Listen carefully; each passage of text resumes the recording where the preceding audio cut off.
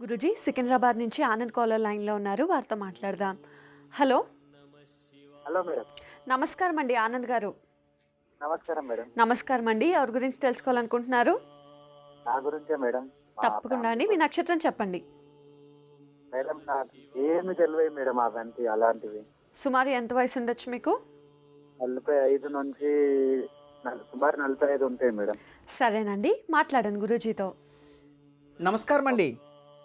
Sir నమస్కారం sir. Guruji మీ పాదాలకు 10,000 నమస్కారాలు సార్. మా ఆశీస్సులో ఉంటుంది. చెప్పండి ఆనంద్ గారు, ఏం చేస్తుంటారు మీరు? సార్ నేను చిన్నప్పుడు లేబర్ సార్. మ్మ్. ఇప్పుడు వచ్చి డ్రైవర్ గా పనిచేస్తున్నాను సార్. మ్మ్, మ్మ్, మ్మ్, మ్మ్. అంటే వెహికల్ క్యాబ్ తోలుతుంటారా? జాబ్ అంటే స్కూల్లో వ్యాన్ నడిపిస్తాను సార్. స్కూల్లో వ్యాన్ నడిపిస్తారు. ఆ, మ్మ్. ఎన్ని సంవత్సరాలు అయింది మ్యారేజ్ అయ్యి? సార్ నా మ్యారేజ్ అయ్యి 24 సంవత్సరాలు అవుతుంది సార్. మ్మ్, మ్మ్, మ్మ్. అంటే 20 ఏళ్ళకే మ్యారేజ్ అయిపోయింది, చిన్న ఏజ్కే. చిన్న ఏజ్ కే మ్యారేజ్ అయిపోయింది సార్. ఇప్పుడు ఇద్దరు బాబులు సార్. ఒక బాబు పుట్టి చనిపోయింది, ఫస్ట్ బాబు. మ్మ్. ఇప్పుడు 2 బాబులు ఉన్నారు సార్. కాకపోతే జీవితం మొత్తం నరకం లెక్క అనుభవిస్తుంది సార్. మ్మ్. మ్మ్. ఏం జరుగుతుంది మీ జీవితంలో? ఏదైనా అన్ని వెన్నుపోట్లు జరుగుతున్నాయి సార్. ఇప్పుడు నాకు పుట్టిన ఊరు లేదు, పెరిగిన ఊరు లేదు. ఇప్పుడు ఒక ఊర్లో బతుకుతున్నాను సార్. ఒక ఊర్లో పుట్టి, ఒక ఊర్లో పెరిగి, ఒక ఊర్లో బతుకుతున్నాను సార్ ఈరోజు. మ్మ్. అమ్మా నాన్న? అమ్మ నాన్నలు అప్పుడే చనిపోయారు సార్. నా చిన్న వయసులప్పుడు నాయన చనిపోయాడు. ఆ. ఇప్పుడు 2010లో అమ్మ చనిపోయింది సార్. టోటల్ మీ ఎంతమంది సంతానం నాన్నగారికి ఉండింది? మేము 3 అన్నం తమ్ములము, ఒక అక్క సార్. నాకు తెలిసిన మట్టుకు అంతకు ముందు పెద్దవాళ్ళు ఎవరో పుట్టి చనిపోయారంటే నాకు తెలియదు సార్. ఓకే. దాంట్లో మీరెన్నో వారు? నేను అన్న తర్వాత అక్క తర్వాత నేను సార్. అంటే మధ్యమ వ్యక్తి. మధ్యమ సార్. ఓకే, మధ్యస్థురు. జాతకంలో ఎందుకంటే మీ మీ కుటుంబంలో ఎవరు అభివృద్ధి లేదైతే? లేదు సార్, లేదు సార్. అందరూ కష్టాల్లోనే ఉన్నారు. అవును సార్. పితృదోషం. మీ నాన్నగారు అపమృత్యు చెందారు చిన్న వయసులోనే. వాళ్ళకి అవును మోక్షం సార్. లభించలేదు.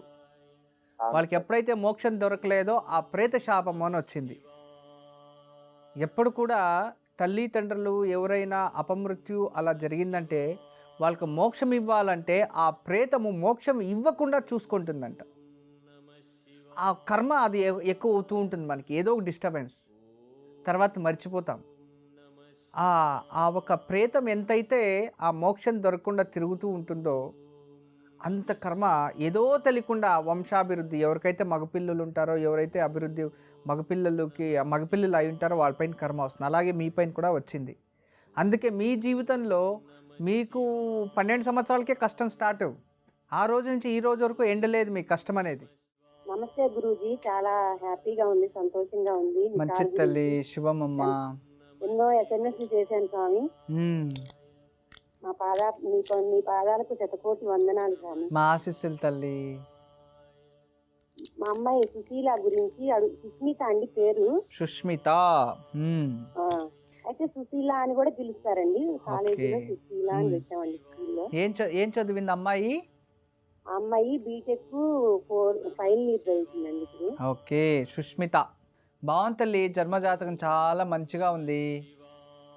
కానీ కోపం కాస్త ఎక్కువ, మొండితనం ఎక్కువ. తనేమనుకుంటే అదే జరగాలి. అవునండి, అదొకటే మొండితనం.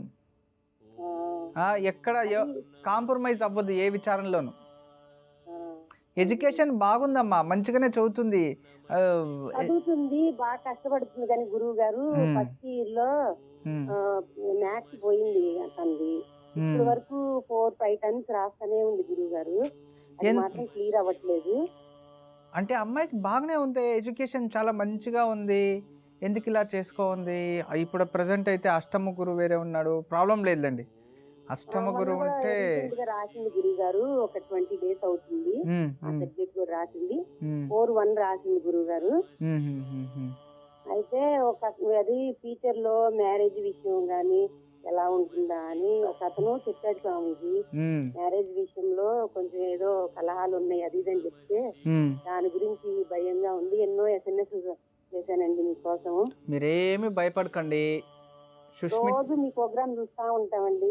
సరే తల్లి, మీ అమ్మాయి జీవితం చాలా బాగుంది, వైవాహిక జీవితం కూడా చాలా బాగుంటుంది. ఆ ఇంట్లో కనిష్ట పుత్రుడు ఆఖరి అబ్బాయిని అమ్మాయి పెళ్లి చేసుకుంటుంది. మీ ఇంటి నుంచి తూర్పు దిశ నుంచి వస్తుంది. అమ్మాయి వైవాహిక జీవితంలో ఎలాంటి ప్రాబ్లం లేదు. అమ్మాయికి కోపం ఎక్కువ, మండితనం ఎక్కువ ఆర్గ్యుమెంట్స్ చేయడం వలన కుటుంబంలో చిన్న చిన్న విచారాలు పెద్దగా అవుతాయి. కామన్ ఈ రోజుల్లో. ఇప్పుడు వాళ్ళకి నచ్చినట్టుగా లేకపోతే 100 మాట్లాడతారు, అంతే కదా. అలాంటి యాటిట్యూడ్ అమ్మాయికి ఉంది. కొంచెం సర్దుకుపోవడం నేర్చుకొని కొంచెం సైలెంట్గా ఉంటే ఆ జీవితం, వైవాహిక జీవితం బాగానే ఉంటుంది, ప్రాబ్లం లేదు. మ్యారేజ్ పెళ్లి సంబంధాలు కూడా వస్తున్నాయి గురువు గారు, 2-3 సంబంధాలు. ఇప్పుడు వద్దు తల్లి, ఇప్పుడు అష్టమ గురువు ఉన్నాడు, ఇప్పుడు వద్దు, అసలే వద్దమ్మా. ఈ ఒక సెప్టెంబర్ అంటే అక్టోబర్ 10వ తేదీ తర్వాత, ఇదే సంవత్సరం అక్టోబర్ 10 నుండి తర్వాత మీరు ఎప్పుడైనా చేయండి. అక్టోబర్ 10 తర్వాత మీరు ఎప్పుడైనా చేయొచ్చు. దాని గురించి మీరు బాధపడాల్సిన అవసరం లేదు.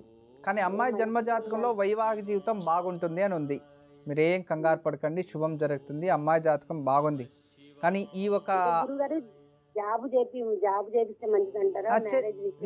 చేర్పించండి. జాబ్ వెళ్ళి పాపం చదివింది కష్టపడి కొన్ని రోజులు జాబు చేయని, కష్టమేమేమి తెలుస్తుంది, ప్రెషర్ ఎలాంటిది అని తెలుస్తుంది. అక్కడ ప్రెషర్ పెట్టడము, ఆ కష్టపడడం చేస్తే తర్వాత కొన్ని రోజులు ఇంట్లో ఉంటుంది కదా, అప్పుడు ఉద్యోగం కన్నా ఇల్లు బెటరా, ఇల్లు కన్నా ఉద్యోగం బెటరా అని తను అర్థం చేసుకుంటుంది కదా. లోక ప్రజ్ఞ కావాలి. లోక ప్రజ్ఞ ఉంది అంటే జీవితంలో ఎక్కడైనా గెలుస్తారు. నేను లోక ప్రజ్ఞ లేకపోతే వాళ్ళు చేసిందే కరెక్ట్ అనుకుంటూ ఉంటారు. మీరు ఇంకేం భయపడకండి, నేను కొన్ని పరిహారాలు చెప్తాను. వివాహానికి ముందు ఒక 48 రోజులు రోజు విష్ణు ఆలయంలో నెయ్యి దీపం వెలిగించాలి. ఎప్పుడైతే మీరు మ్యారేజ్ చేయాలనుకుంటారో ఒక 48 రోజులు కంటిన్యూస్గా ఆ విష్ణు ఆలయంలో నెయ్యి దీపం ఉదయాన్నే వెలిగించి తర్వాత వరుణ్ణి చూడడానికి అలయన్సెస్ చూడండి. అప్పుడు మంచి వరుడు వస్తాడు అమ్మాయికి. ప్రజెంట్ ఇప్పుడైతే ఒక 18 రోజులు నవగ్రహాలు ప్రదక్షిణ చేయమని చెప్పండి. గ్రహస్థితులు మంచిగా అవుతాయి, ఎడ్యుకేషన్ కంప్లీట్ అవుతుంది, మంచి ఉత్తమమైన రిజల్ట్ వస్తుంది. ప్రతి గురువారం రోజు శనగలు, పసుపు రంగు గుడ్డ అమ్మాయి చేతిలో నుంచి దానం ఇప్పించండి ఒక 16 వారాలు. ప్రతి సోమవారం సాయంత్రం పూట శివాలయంలో వెళ్ళి బిల్వార్చన చేసుకొని రాని. ఈ చేయడం వల్ల అమ్మాయికి చాలా మంచి జరుగుతుంది, చాలా ఉపయోగం అవుతుంది. ఈ పూజ వల్ల కోపము తగ్గుతుంది, ప్రశాంతత వస్తుంది తల్లి. ఇంతే చాలమ్మా, వేరే ఇంకేం వద్దు. నేను చెప్పిన చక్కగా చేపించండి, మీకు చాలా శుభం జరుగుతుంది తల్లి. ఎప్పుడు మా ఆశీస్సులు ఉంటుందమ్మా. నమస్తే గురుజీ. మరి ఈనాటి యోగక్షేమం. ఇక ఈరోజు మంగళవారం చాలా విశేషమైన రోజు. చతుర్థి వేరు. ఈరోజు చాలా విశేషమైన యోగక్షేమం.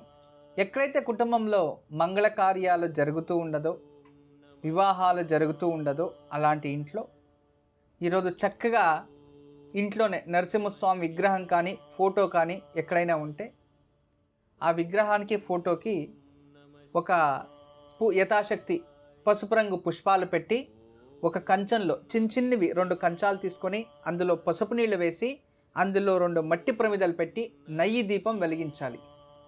వెలిగించి నరసింహస్వామి రుణ విమోచక స్తోత్రం చదివి, మన ఇంట్లో మంగళ కార్యం జరగాలి, మా కుటుంబం బాగుండాలి, మాకు శత్రు శేషం ఉండకూడదు, శత్రువుల నుంచి ఎలాంటి ఆపద రాకూడదు అని ఆ నరసింహస్వామికి ఈ ఒక దూర్వయుగ్మం అంటే పత్తితో తయారు చేసిన ఆరాన్ని దేవుడికి అలంకారంగా పెట్టాలి.